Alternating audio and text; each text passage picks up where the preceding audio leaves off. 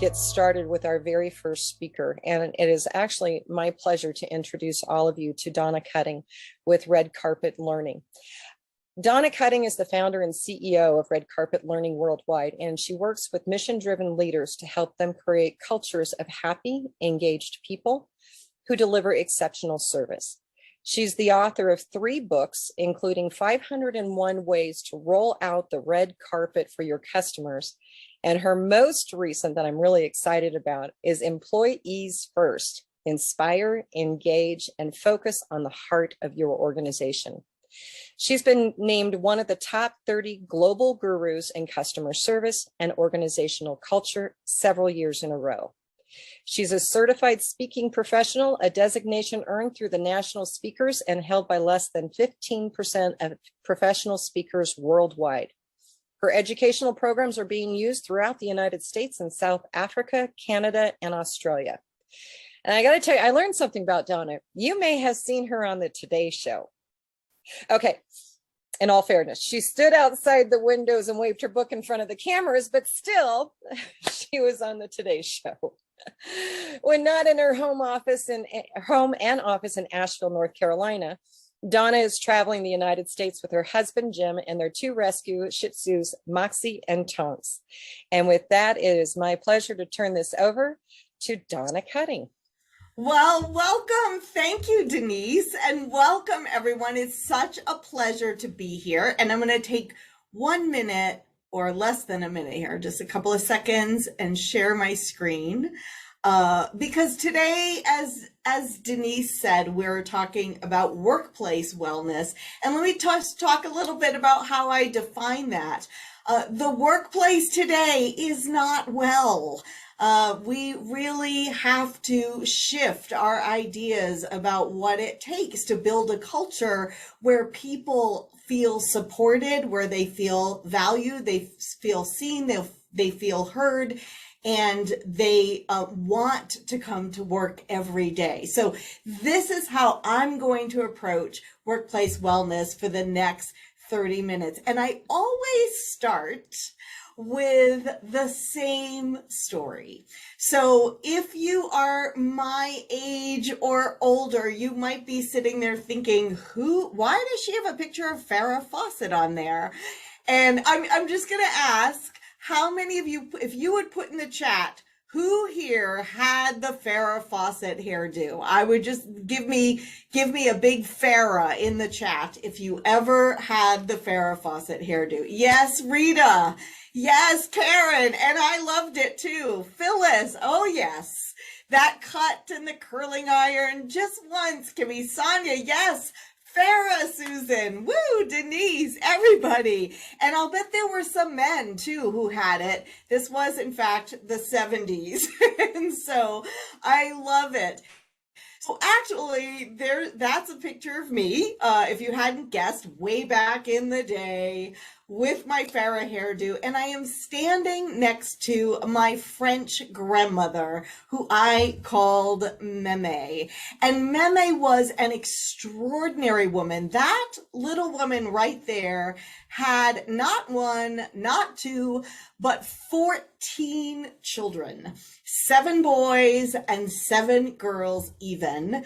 And this guy right here, number 11, was my dad, Phil Bouchard. That's my maiden name is Bouchard. And when all of those children grew to be adults, and yes, my aunts put the B in beehive, hairdos for sure. But when they all grew to be adults and had children of their own, and no, this is not a Wiggles concert. It's a family reunion that happened long before the pandemic. This isn't even all of us. But when they got to be adults, they pulled their money together and they sent my Meme and my Pepe, my grandfather, on a trip of a lifetime. And that was to Rome, Italy, because they really wanted to go to the Vatican and see the Pope. So this was a couple that had never left Fall River, Massachusetts. Like, this is where they grew up. It's where they raised their families. And they had 2 trips, one to Hawaii, and in this particular case, one to Rome. And so I remember as a little girl that when they were coming home from this big trip, we gathered at their house on California Street in Fall River. And I was there kind of watching my aunts. They were doing the cooking. My uncles were milling around. And my mom was put in charge of decorations. And she found in the back of a little closet a remnant of some carpet. It happened to be red. And she had this idea. She rolled the red carpet out on the sidewalk and she told my Uncle Arthur, when you bring them home, park the car right here. When you bring them home from the airport, park it here and they will be welcomed home with a red carpet.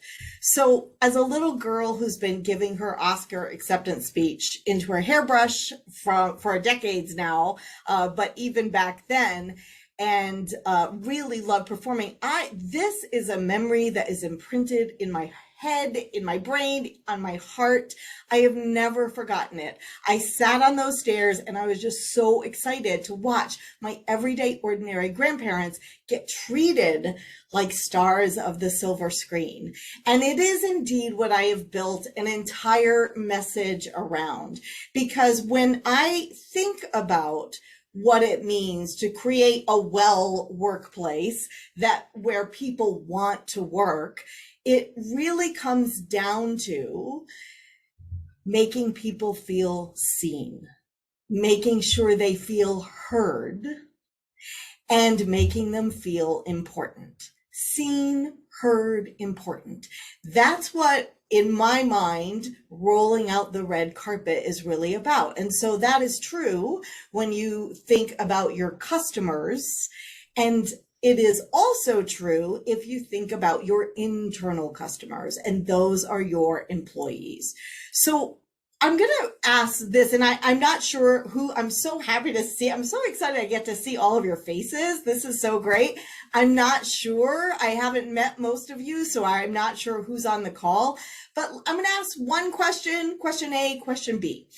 Question A, and if you would put in the chat a yes if this applies to you, is, are you in your organization right now being impacted by what has been termed the Great Resignation?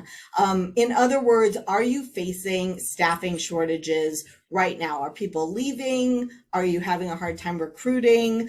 Let me just see. Yeah, question A, yes, yes, yes. Okay, I am not surprised. I am not surprised this is impacting almost every workplace there is.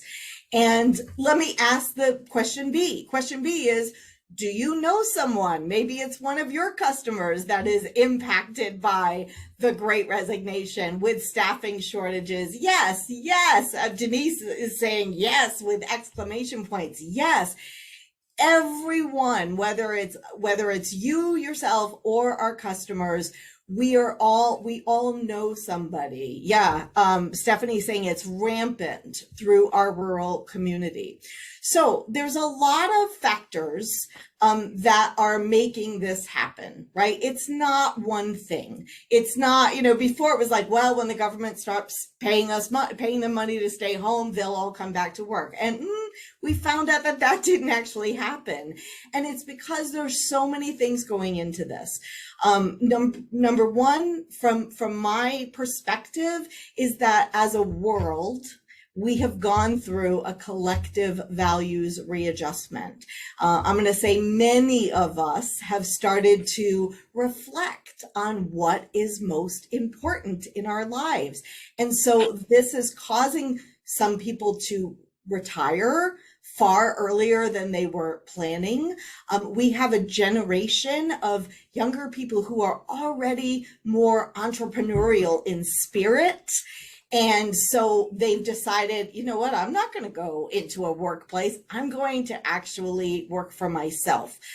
We have parents who have figured out they can make it work on one income and not have to pay for daycare. And they actually like being together and they like being home. And we have people who would rather work remotely. There's so many things factoring in, and many of them we don't have control over. What we do have control over is the culture that we create. I was speaking yesterday on the podcast with my friend Shep Hyken. He's also a customer service expert, and he has this great podcast. And he was quoting somebody, forgive me, I can't remember who it was, but someone in one of his books where he said, you want to become a destination employer where nobody ever wants to leave. Because that one thing that you can control is people who are leaving because they're not happy with the culture that you have in your workplace. And what I'm going to share with you today in the very short amount of time that I have is 5 ideas for you to ponder if you are facing, or some of perhaps your customers, your friends, your colleagues are facing these staffing shortages, to really say, okay, what's it going to take for us to create a culture, a destination culture where nobody ever wants to leave? What is that going to look like? And I don't think these ideas are new. I'm just going to put that out there. But what I think is that over the last few decades, we've only been looking at this stuff from a surface level. Everyone has been so busy, so overwhelmed that we have this program mentality, this initiative mentality. We're gonna put this program together, and then that's going to fix everything, and then we're going to move on and do the next program and the next program. And what I think this time is calling for us to do right now is to go deeper, because the reality is that we're working with human beings. That's the challenge. We're working with human beings and their emotional selves, right? And their health, all of that factors into the culture that we create. And so we have to take these things that perhaps we've heard about, we've talked about before, and go a little deeper. So let me go back to my screen here. There we go. All right. Okay, we've already talked about this, so I'm gonna scroll through that right there. Okay, so number 1 is we really have to get real about what we have all been through over the last couple of years. This pandemic has been nothing less than a traumatic event. So what do I mean by that? Well, trauma, it's an emotional response to a terrible event, like an accident, a rape, a natural disaster, a pandemic. And immediately after this event, shock and denial are typical, but there are long-term reactions to this.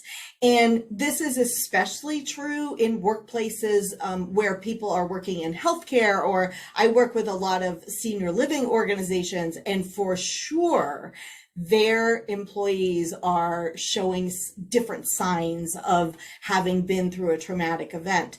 But it is true of all of us. This was an abrupt shift in the way we do things, and we are very divided here in the United States, especially very divided as a country. So that has just added to it.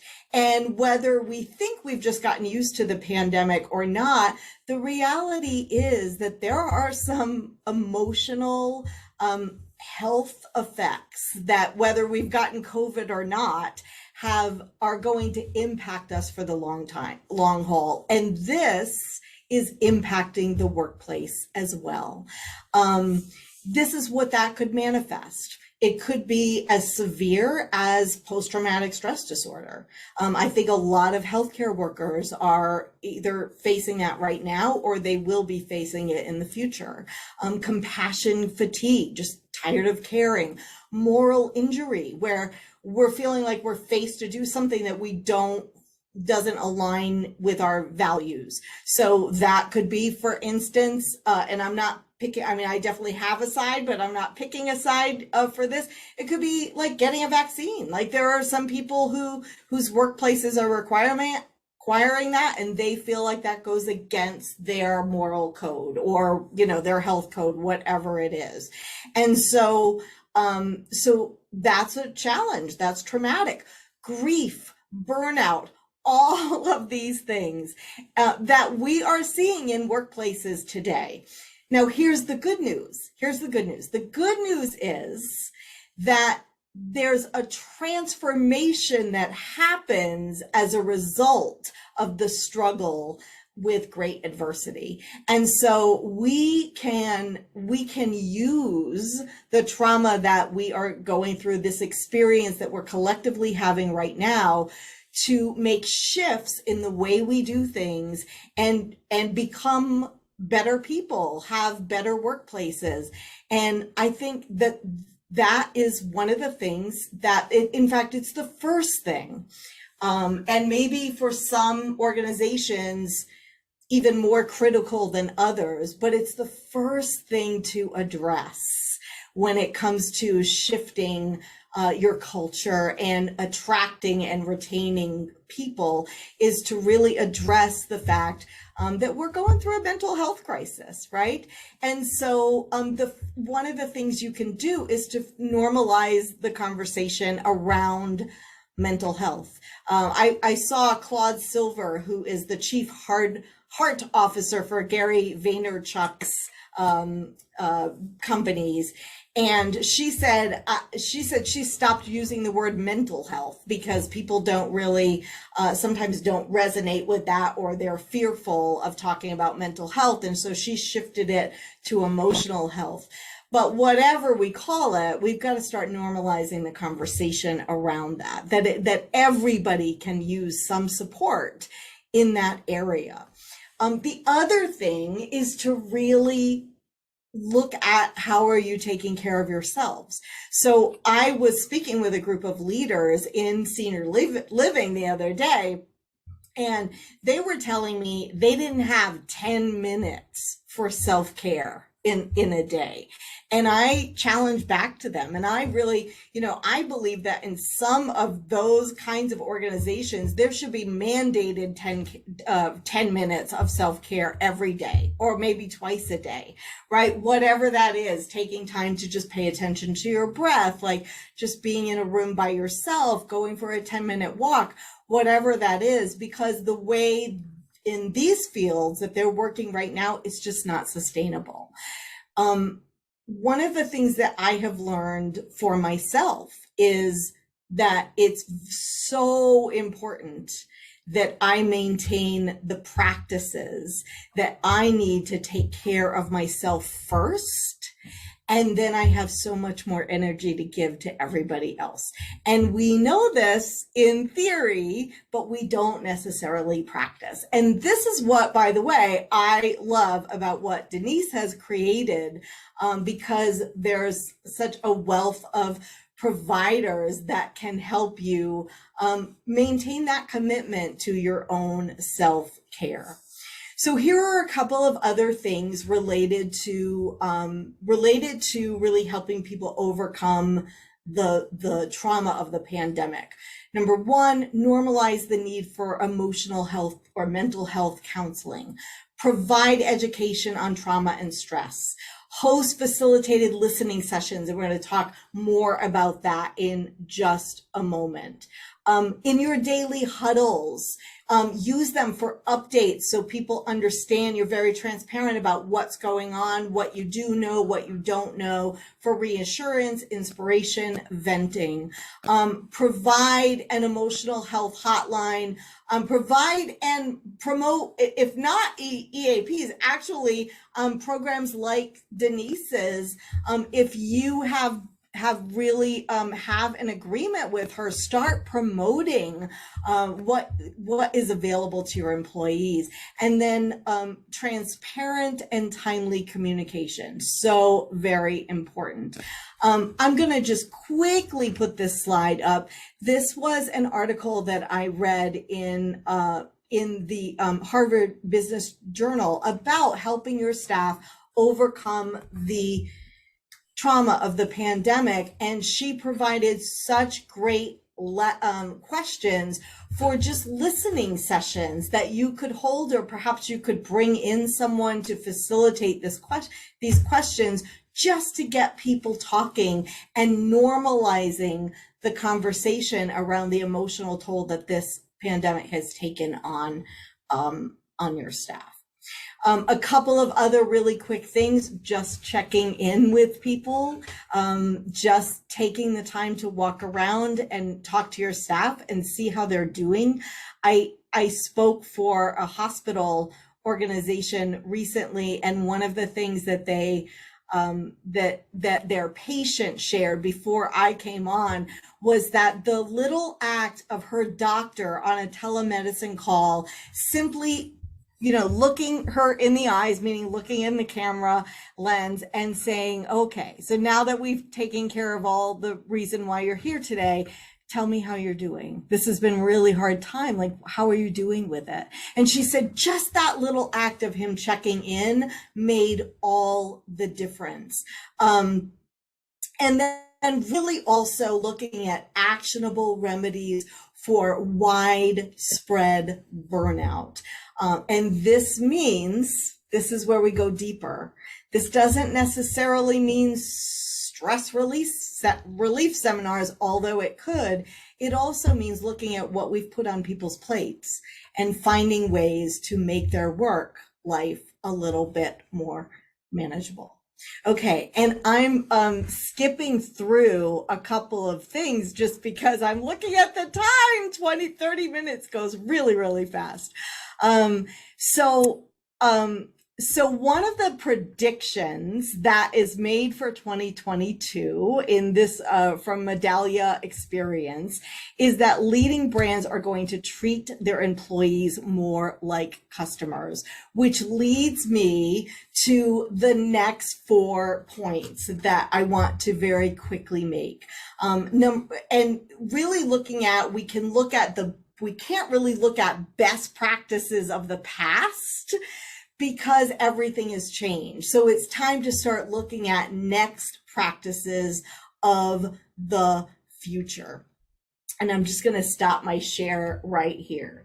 So the number one thing that if looking at the trauma of the pandemic and really dealing with that is the number one thing, then the number two thing, or maybe a very closely aligned other number one thing, is to start listening to your team members.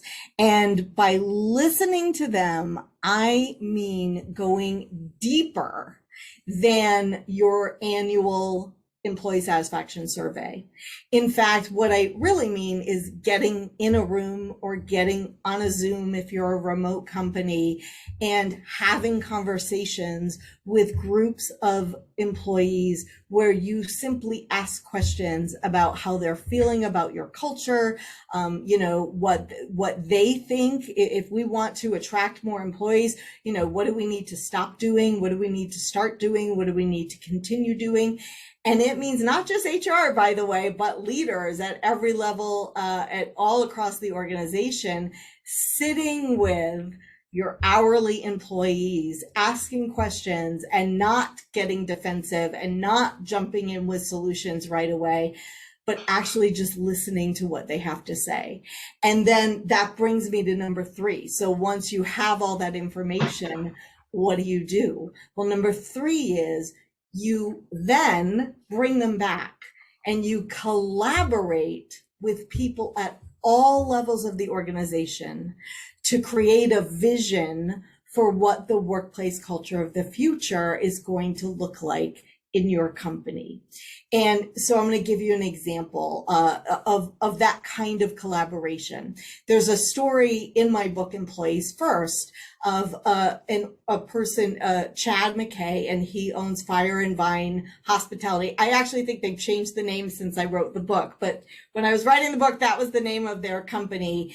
And he lives in Seattle. They're based in Seattle, Washington. Washington State was one of the first to go to a mandated $15 an hour minimum wage, and he was doing the numbers, and he said, Donna, I was going to be out of business in 5 years if that happened.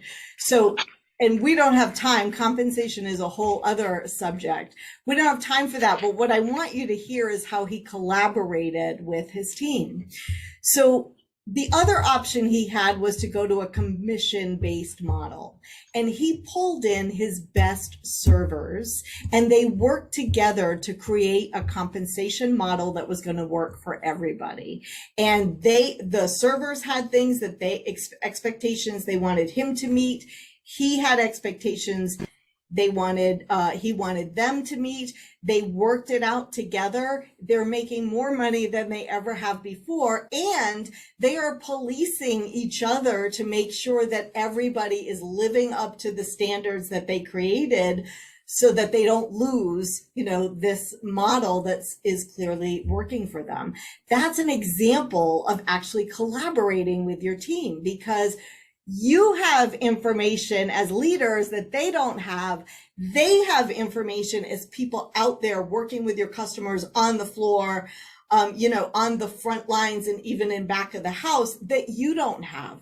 And what sometimes happens is we take these little surveys, and then we stay in our little leadership bubble, and we make decisions without actually involving the people who are impacted.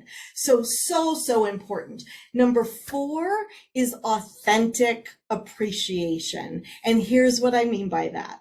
It's not a pizza party. It's not a recognition program. It's not the pins, the plaques, the programs, the pizza, or the parking spaces. And all of those things are great. They really are.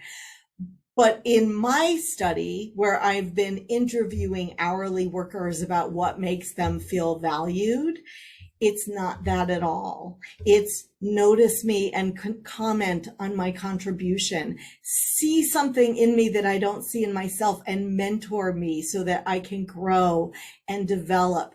Care about my life outside of work. And that means 2 things.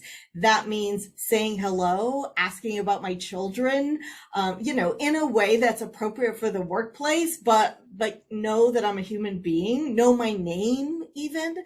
And then the other thing is, making sure that you have flexible schedules and some flexibility so that they have some work-life balance, really looking at that. And then number 5 is making a commitment to become a far more diverse, inclusive, and equitable organization. And a commitment, again, going back to the Band-Aid approach versus going really deep, a commitment doesn't look like a once a year training session or educational seminar so you can check a box, but really looking at your entire organization, who's sitting at what table, what language are you using, having the deep conversations that you have to enable just respect at work, regardless of someone's race, someone's orientation, the way they express themselves in life, that everybody deserves, at the very least, a baseline of respect. And I have so many stories I wanted to share with you today. They're all in the book, but I want to make sure I keep us on time. But understanding that this is something that the people who are out, especially the younger generations, are looking for. How diverse, how inclusive, and how equitable your organization is before they will jump on board and become part of your team. So I'm going to end with one last story, and I'm just going to quickly, let me see this for a second. I'm going to show you a picture. Where'd it go? Where did it go? Share screen. Go. I'm going to show you a picture of number 11. This is my dad, Phil Bouchard. He passed away in 2012 of lung cancer. And as you probably can tell from the joyful pictures, I was very lucky to have him as a father. And we spent 2 weeks with him in a hospice house before he passed away. And the first week was almost a celebration. It was like a living wake because people came from Public Supermarket where he worked, and his golfing buddies and 4 of his 5 remaining siblings came down to Florida where my parents were living at the time. And I was hearing all of these stories of little moments of how my dad impacted their lives.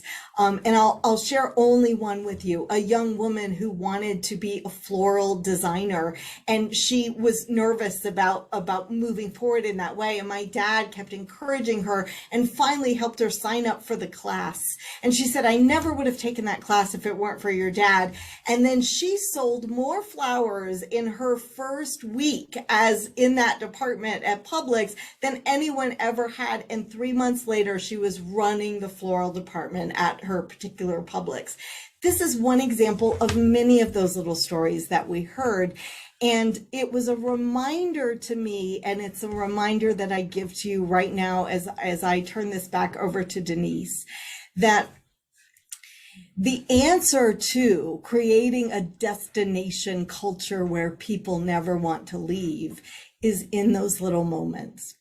It is in getting to know your people on a level that you never have before. It is noticing their contribution, noticing who they are as individuals, knowing their name and seeing something in them that they don't see in themselves and helping them reach their goals. And when you can get your entire team, leadership team, thinking in that direction, you're going to have the workplace where people want to work. I'm going to turn this back over to Denise. Thank you so very much. This has been fun, and talk about moving fast. This really moved fast for me. I hope it did for you as well. Denise, it's all yours. I'm going to apologize to you right now because I should have booked you for an entire hour and we should have made the day longer.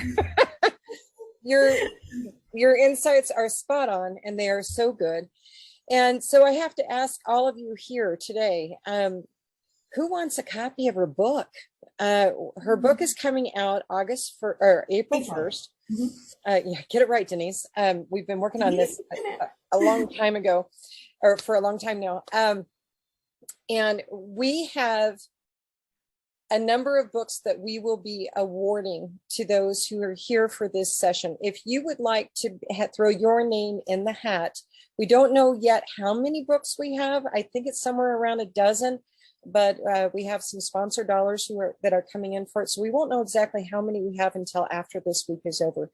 But if you are interested in having your name thrown in the hat that, yes, you want one of those special books when it gets published April 1st, please put the word book in the chat box and we will have a Facebook Live drawing. We'll record it so everybody can see it, where we will actually draw the names of the people who get a copy of that book. So, and that will be coming out to you sometime in April. It just depends on how long it takes to get them shipped to me, but I'll place the order next week. And so they'll come to me and then we'll turn around and we will send it out to you. And look at that. So this book is comprehensive. She's been working on it for a very long time, and incredible message in the foreword by Jeffrey Hazlitt. Is that who it was? Yeah. And Jeffrey Hazlitt. Sorry, I'm sorry, Jeffrey. Mispronounced your name. So she really found experts in a variety of different areas. And there is a chapter in there on workplace wellness.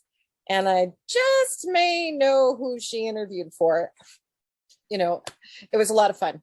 And I've been able to read it and proof it. And I don't know how she wrote something so brilliantly from our conversation that we had back in September of 2020, I think it was, but it was fantastic written and we are looking forward to it. So Donna, thank you so much for being here. It has been my honor to know you. As the slides have gone through, you can freeze frame her contact. In fact, it's right there now to reach out to her. She's very approachable.